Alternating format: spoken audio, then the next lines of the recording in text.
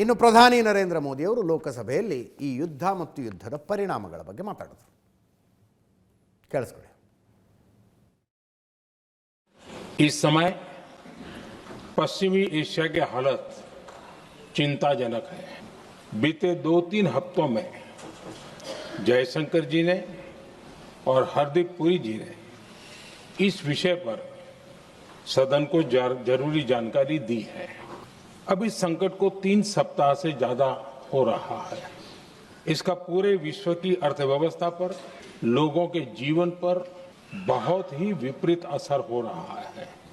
इसलिए पूरी दुनिया इस संकट के जल्द से जल्द समाधान के लिए सभी पक्षों से आग्रह भी कर रही है। अध्यक्ष महोदय, भारत के सामने भी इस युद्ध ने अप्रत्याशित चुनौतियां खड़ी कर दी हैं। ये चुनौतियां आर्थिक भी हैं, नेशनल सिक्योरिटी से जुड़ी भी हैं और मानवीय भी हैं।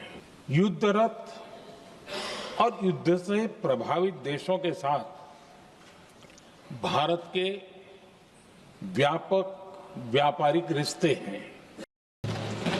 भारत हमेशा से मानवता के हित में और शांति के पक्ष में अपनी आवाज उठाता रहा है।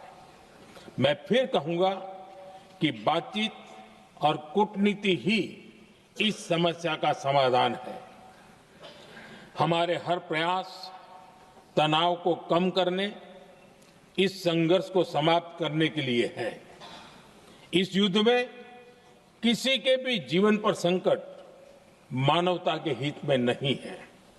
इसलिए भारत का प्रयास सभी पक्षों को जल्द से जल्द शांतिपूर्ण समाधान के लिए प्रोत्साहित करने का है। हमारी सरकार का ये प्रयास रहा है कि पेट्रोल, डीजल और गैस की सप्लाई बहुत ज्यादा प्रभावित न हो, देश के सामान्य परिवारों को परेशानी भी कम से कम हो, इस पर हमारा फोकस रहा है। भारत ने बीते 11 वर्षों में अपनी एनर्जी इंपोर्ट का डाइवर्सिफिकेशन किया है। पहले क्रूड ऑयल, एलएनजी, एलपीजी ऐसी एनर्जी जरूरतों के लिए 27 देशों से इंपोर्ट किया जाता था। वहीं आज भारत 41 देशों से एनर्जी इंपोर्ट करता है। अध्यक्ष जी, बीते दशक में भारत ने संकट के ऐसे ही समय के लिए कच्चे तेल के भंडारण को भी प्राथमिकता दी है। आज भारत के पास 53 लाख मीट्रिक टन से अधिक का स्ट्रेटेजिक पेट्रोलियम रिजर्व है और 65 लाख मीट्रिक टन से अधिक के रिजर्व की व्यवस्था पर देश काम कर रहा है। हमारी तेल कंपनियों के पास जो रिजर्व रहता है वो अलग है। बीते 11 ತುಂಬ ಅಪರೂಪ, ಐ ಥಿಂಕ್ ಫಸ್ಟ್ ಟೈಮ್ ಇಡೀ ಭಾಷಣವನ್ನು ಮೋದಿ ಹಿಂಗೆ ಓದ್ಕೊಂಡು ನೋಡ್ಕೊಂಡು ಹೇಳಿದ್ದು. ಇದು ವಿದೇಶಾಂಗಕ್ಕೆ ಸಂಬಂಧಿಸಿದ ಒಂದು ಮ್ಯಾಟ್ರು. ಒಂದು ಶಬ್ದ ಆಚೆ ಈಚೆ ಆದರೂ ಕೂಡ ವಿಷಯ ಎಲ್ಲಿಂದ ಎಲ್ಲಿಗೂ ಹೋಗ್ಬಿಡುತ್ತೆ. ಒಂದು ಶಬ್ದ ಆಚೆ ಈಚೆ ಆದರೂ ಕೂಡ ಏನೇನು ಆಗ್ತಾ ಇದೆ, ಏನೇನು ಮಾಡುವ ಪ್ರಯತ್ನದಲ್ಲಿ ಸರ್ಕಾರ ಇದೆ ಅನ್ನೋದನ್ನು ವಿವರಿಸಿದ್ರು. ಒಂದು ಕಳವಳಕಾರಿಯಾದಂಥದ್ದು ಇದರಲ್ಲಿ ಗೊಬ್ಬರದ ವಿಷಯ ಬರುತ್ತೆ. ರಸಗೊಬ್ಬರದ ಕೊರತೆ ಆಗಿಬಿಟ್ರೆ ಅಂತ. ಭಾರತದಲ್ಲಿ ಧಾನ್ಯ ಸಂಗ್ರಹ ಸಾಕಷ್ಟಿದೆ, ನೋ ಡೌಟ್. ಮುಂದಿನ ಬಿತ್ತನೆ ಆಗಬೇಕಲ್ಲ, ಮುಂಗಾರು ಬಿತ್ತನೆ, ಅಲ್ಲಿ ಸಂಪೂರ್ಣ ಬಿತ್ತನೆಯಾಗಲಿ ಅನ್ನುವ ಪ್ರಯತ್ನದಲ್ಲಿ ನಾವಿದ್ದೀವಿ. ಬೇರೆ ಬೇರೆ ಕಾರಣಗಳಿಂದಾಗಿ ವರ್ಲ್ಡ್ ಮಾರ್ಕೆಟ್ನಲ್ಲಿ ಯೂರಿಯಾ ಒಂದು ಚೀಲಕ್ಕೆ 3,000 ರೂಪಾಯಿ ಹೋದರೂ ನಮ್ಮ ರೈತರಿಗೆ ನಾವು 300 ರೂಪಾಯಿ ಕೊಟ್ಟಿದ್ದೀವಿ. ಅದೇ ಕಮಿಟ್ಮೆಂಟನ್ನು ಮುಂದುವರಿಸ್ತೀವಿ ಅಂತೆಲ್ಲ ಹೇಳಿದ್ರು. ಏನೇ ಆದರೂ ಯುದ್ಧದ ಕಾರಣಕ್ಕೆ ಪರ್ ಬ್ಯಾರೆಲ್ $110 ಹೋಗಿದೆ. ಬಂಗಾರ ಬೆಳ್ಳಿ ರೇಟ್ ಬೀಳ್ತಾ ಇದೆ. ಶೇರ್ ಮಾರ್ಕೆಟ್ ಬೀಳ್ತಾ ಇದೆ.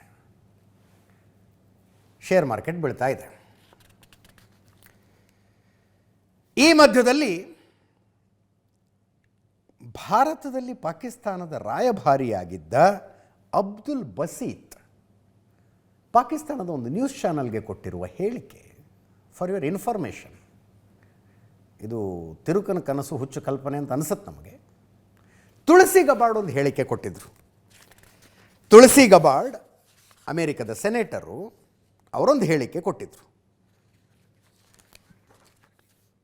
ಅವರ ಹೇಳಿಕೆ ಸ್ಪಷ್ಟ ಇತ್ತು. ನಾವು ಇರಾನ್ ನ್ಯೂಕ್ಲಿಯರ್ ವೆಪನ್ ಮಾಡಿಬಿಡುತ್ತೆ, ಇರಾನ್ ನ್ಯೂಕ್ಲಿಯರ್ ವೆಪನ್ ಮಾಡಿಬಿಡುತ್ತೆ ಅಂತ ಟೆನ್ಷನ್ ಮಾಡ್ಕೊಂಡು ಕೂತ್ಕೊಂಡಿದ್ದೀವಿ. ಪಾಕಿಸ್ತಾನದ ಹತ್ರ ಈಗಾಗಲೇ ನ್ಯೂಕ್ಲಿಯರ್ ವೆಪನ್ಸ್ ಇದ್ದಾವೆ. ಅವರು ಹೆಚ್ಚು ಹೆಚ್ಚು ದೂರ ತಲುಪಬಲ್ಲಂಥ ಕ್ಷಿಪಣಿಗಳನ್ನು ಅಭಿವೃದ್ಧಿ ಮಾಡ್ತಾ ಇದ್ದಾರೆ. ಆ ಡೇಂಜರ್ ಕಡೆ ಗಮನ ಕೊಡಬೇಕು ಅಂತ ಹೇಳಿದರು ತುಳಸಿ ಗಬಾರ್ಡ್. ಆ ವಿಷಯವನ್ನು ಪಾಕಿಸ್ತಾನದ ಪತ್ರಕರ್ತೆಯೊಬ್ಬರು ಅಬ್ದುಲ್ ಬಸೀತ್ ಕೇಳಿದ್ರೆ ಹಿಂಗಂತಿದಾರಲ್ಲ ಅಂದರೆ, ಅವರು ಅಮೇರಿಕ ಪಾಕಿಸ್ತಾನದ ಮೇಲೆ ದಾಳಿ ಮಾಡುವ ಲೆವೆಲ್ಗೆ ತಗೊಂಡು ಹೋಗ್ಬಿಟ್ರು ಅದನ್ನು. ಅಬ್ದುಲ್ ಬಸೀತ್ ಹೇಳೋದು, ಅಮೇರಿಕ ಅಕಸ್ಮಾತ್ ನಮ್ಮ ಮೇಲೆ ದಾಳಿ ಮಾಡಿದ್ರೆ, ಇಸ್ರೇಲ್ ನಮ್ಮ ಮೇಲೆ ದಾಳಿ ಮಾಡಿದ್ರೆ, ಮರಳಿ ಅಮೇರಿಕಾದ ಮೇಲೆ ದಾಳಿ ಮಾಡುವ ಸಾಮರ್ಥ್ಯ ನಮ್ಮ ಹತ್ರ ಇಲ್ಲ, ಇಸ್ರೇಲ್ ಮೇಲೆ ದಾಳಿ ಮಾಡುವ ಸಾಮರ್ಥ್ಯ ನಮ್ಮ ಹತ್ರ ಇಲ್ಲ. ಆದರೆ ನಾವು ಭಾರತದ ಮೇಲೆ ದಾಳಿ ಮಾಡ್ತೀವಿ, ದಿಲ್ಲಿ ಮೇಲೆ ನ್ಯೂಕ್ಲಿಯರ್ ಬಾಂಬ್ ಹಾಕಿಬಿಡ್ತೀವಿ ಅಂತ ಒಬ್ಬ ರಾಯಭಾರಿ ಹೇಳಬಹುದಾದ ಮಾತಾ ಇದು? ಹಾಂ, ಜವಾಬ್ದಾರಿ ಬೇಡೇನ್ರಿ? ಅಮೇರಿಕದವ್ರು ನಮ್ಮ ಮೇಲೆ ದಾಳಿ ಮಾಡಿದ್ರೆ ನಾವು ದಿಲ್ಲಿ ಮೇಲೆ ಹಾಕಿಬಿಡ್ತೀವಪ್ಪ ನ್ಯೂಕ್ಲಿಯರ್ ಬಾಂಬು ಅಂತ. ಮುಂದೇನಾಗುತ್ತೋ ನೋಡ್ಕೊಳ್ಳೋಣ. ಆ ಮನುಷ್ಯ ಹೇಳೋದು, ನಾವು ದಿಲ್ಲಿ ಮೇಲೆ ಬಾಂಬ್ ಹಾಕಿದ್ಮೇಲೆ ಮುಂದೇನಾಗುತ್ತೋ ಮುಂದೆ ನೋಡ್ಕೊಳ್ಳೋಣ, ಒಟ್ಟಿನಲ್ಲಿ ಹಾಕ್ತೀವಿ ನಾವು ಅಂತ. ಕೇಳಿಸ್ಕೊಳ್ಳಿ ಈ ಪರಿನ. ಮುಂದಿನ ಸುದ್ದಿಗೆ ಹೋಗೋಣ. ಆ್ಯಕ್ಚುಲಿ ಜಾಸ್ತಿ ಟೈಮ್ ಬೇಕಾಗಿದೆ.